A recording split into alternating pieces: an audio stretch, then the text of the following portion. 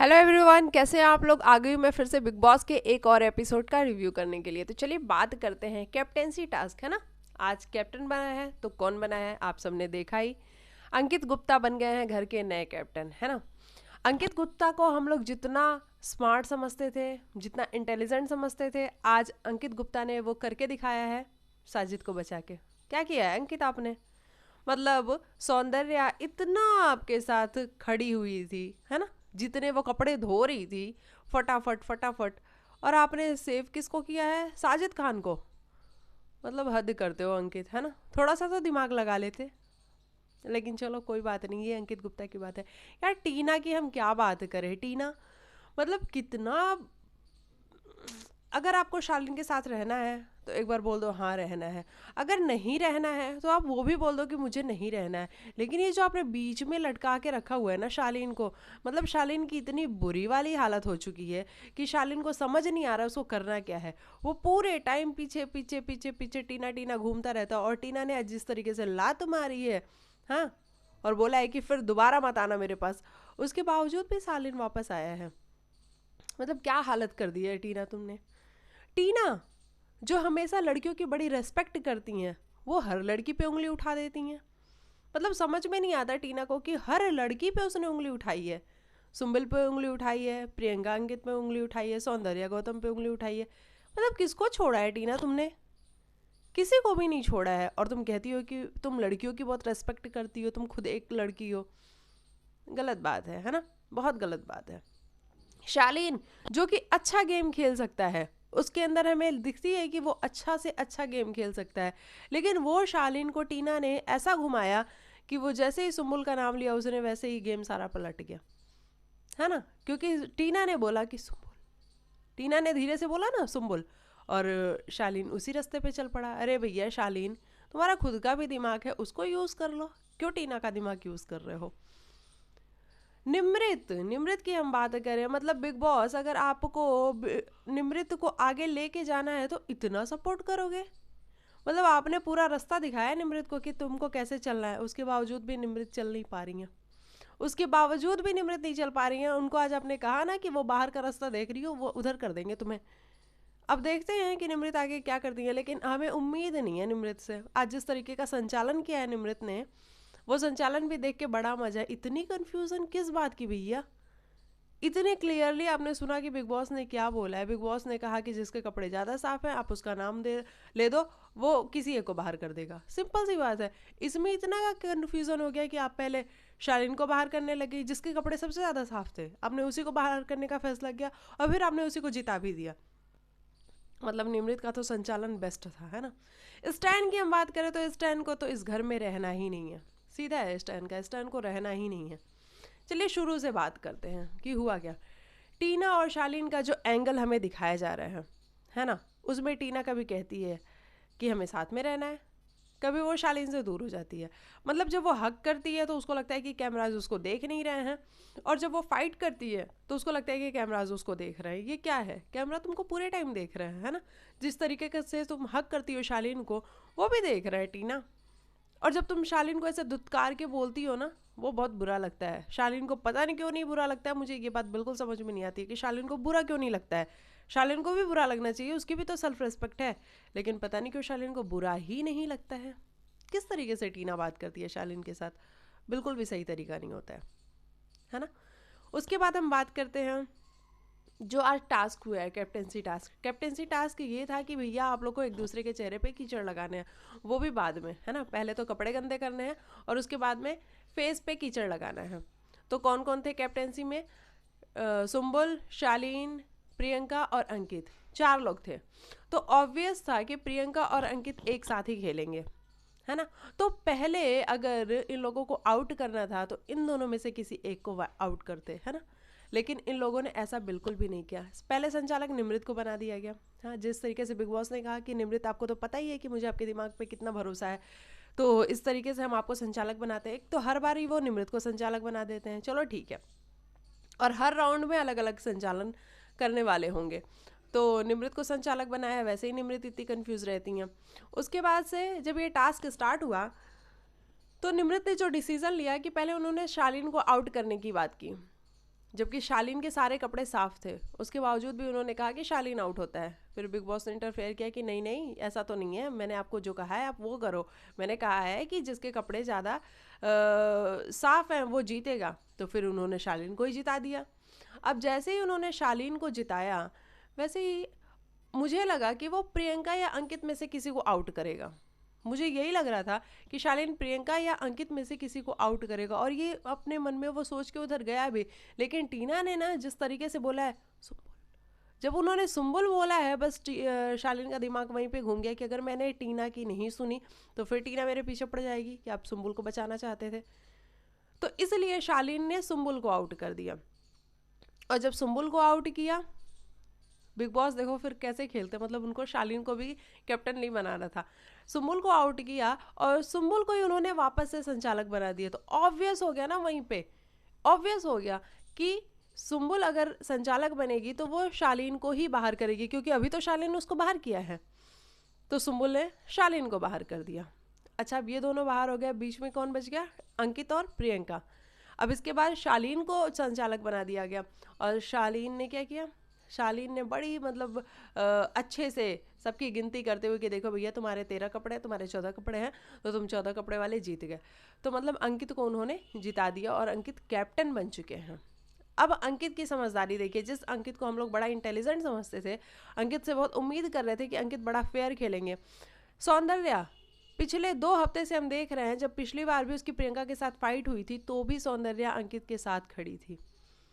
आज के टास्क की हम बात करें तो सौंदर्या शुरू से कह रही थी कि अंकित मैं तेरे साथ खड़ी हूँ और मैं चाहती हूँ कि अंकित ही कैप्टन बने। मतलब वो ये चाहती थी कि अपना बंदा बनेगा तो अपने को सेव करेगा, है ना, अपने को सेव करेगा। लेकिन अंकित ने क्या किया? अंकित से जब ये पूछा गया कि अंकित आप ये बताइए कि आपके शाही कुक कौन कौन से होंगे, 2 शाही कुक, तो उसमें उन्होंने एक तो प्रियंका फोर से और थी कि प्रियंका तो होगी ही होगी। दूसरी कौन होगी? दूसरी वो सौंदर्या का नाम ले सकते थे यहाँ पे, क्योंकि सौंदर्या ने बहुत किया था अंकित के लिए। लेकिन सौंदर्या को न लेने की जगह पे थोड़ी देर पहले, आप पीछे जाओ, थोड़ी देर पहले साजिद खान ने क्या बोला क्लियरली कि अंकित अगर मैं संचालक बन गया तो मैं तुझे जिताऊंगा, चाहे कुछ भी हो जाए मैं तुझे जिताऊंगा। और अंकित के दिमाग में ये वाली बात रह गई कि अभी साजिद सर ने बोला था कि वो मुझे जिताएंगे, और लेकिन अगर मैं तुझे जिताऊंगा तो तू मुझे क्या देगा? तू मुझे बचाएगा। अंकित के दिमाग में ये बात रह गई कि साजिद खान ने ये बात बोली है और उन्होंने कहा कि तू मुझे बचाएगा, तो इसलिए उन्होंने साजिद खान को बचा दिया। लेकिन अंकित ये भूल गए कि अभी जो मैं टास्क खेल रहा था, उस टास्क में अगर मैं जीता हूँ, अगर कपड़े किसी ने धोए हैं, साफ किए हैं, तो ऑब्वियस था ना कि वो सौंदर्या कर रही थी। अंकित ये भूल गया। 2 हफ्तों से साथ उसके खड़ी है, हमेशा साथ खड़ी है, लेकिन फिर भी अंकित भूल गए। ऐसा कैसे हो सकता है अंकित? नहीं, ऐसा नहीं हो सकता है। आप या तो सच में बड़े सीधे हो या तो आपने गेम खेली है। फिर अगर आप चाहते तो यहाँ पे सौंदर्या को बचा सकते थे। अगर सौंदर्या इस बार नॉमिनेशन में चली जाती है तो मुझे लगता है कि नॉमिनेशन में जाने के बाद सौंदर्या घर से बाहर भी हो सकती है, क्योंकि साजिद खान तो घर से बाहर नहीं होने वाले, अभी तो फिलहाल नहीं होने वाले हैं।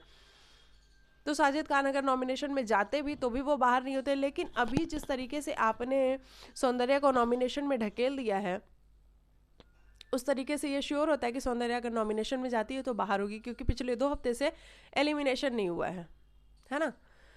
तो ये सब कुछ हुआ है। अंकित आपने बहुत गलत किया। हालांकि सौंदर्या को उसके लिए बुरा भी लग रहा था कि यार मैं इतना करती हूँ, लेकिन अंकित को ये बात समझ में नहीं आई। प्रियंका भी ये बात समझ रही थी कि हाँ वाकई में अंकित को सौंदर्या को बचाना चाहिए था, लेकिन उसने क्यों साजिद खान को बचाया, तो ये बात सच में समझ में नहीं आई।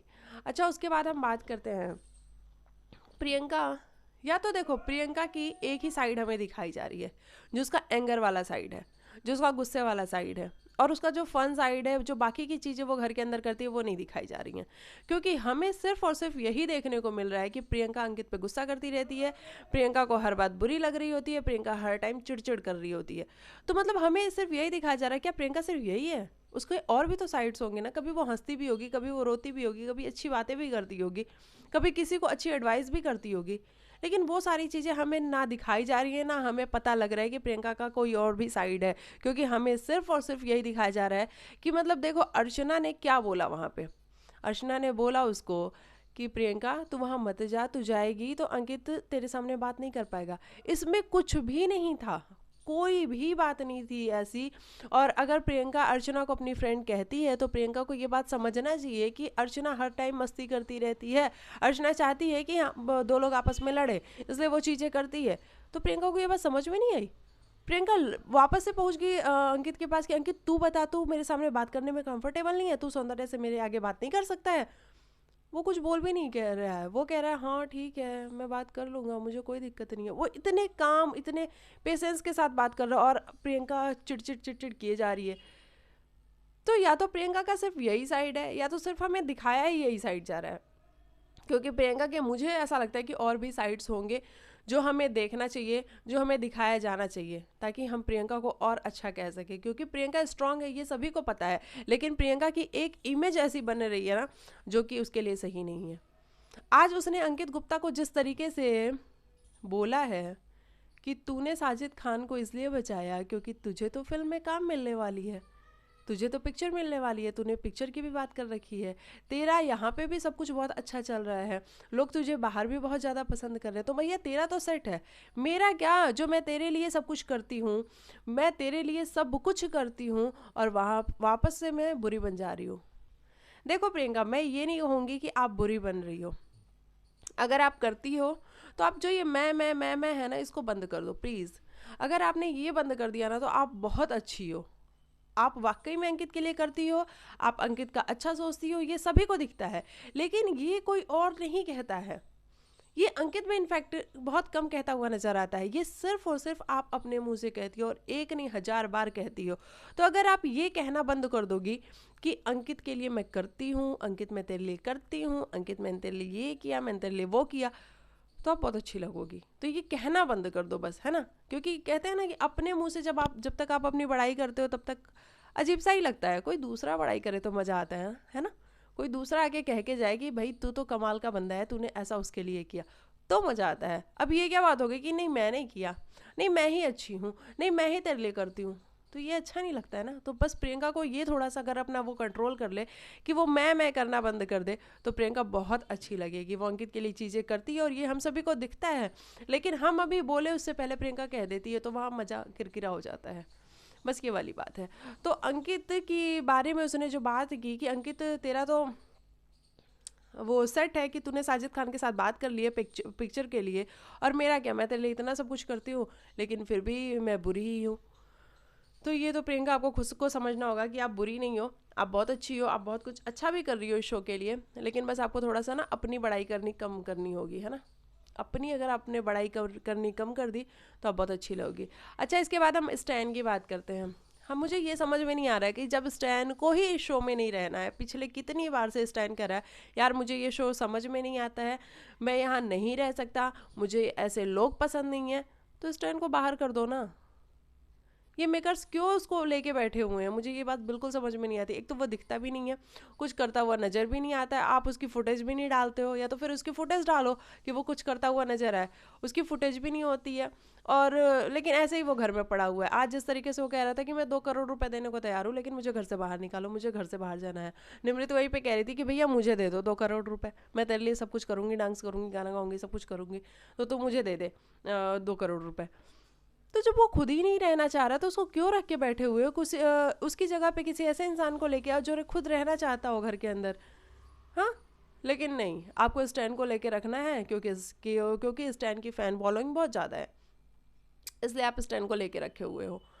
अच्छा, उसके बाद हम बात करते हैं निमृत की, है ना। जिस तरीके से निमृत को बुलाया गया, मुझे लगा है जब निमृत को बुलाया गया तो कि अच्छा जो कल वाला रुक गया था टास्क, जो बिग बॉस कह रहे थे कि आइए मेरे से बात करिए अपने दिल की, आप लोग रोइए यहाँ पे थोड़ा, वो वाला टास्क अब स्टार्ट हुआ है। लेकिन ये तो कुछ था ही नहीं, ये तो निमृत को बुला के सीधा रास्ता दिखाया गया निमृत को कि निमृत आप कर क्या रही हो, आपको ये करने के लिए बोला है हमने, ये तो नहीं करने के लिए बोला है। लाइट चली गई मेरे यहाँ के तो बिग बॉस ने ये कहा कि मैंने ये तो नहीं करने के लिए बोला है।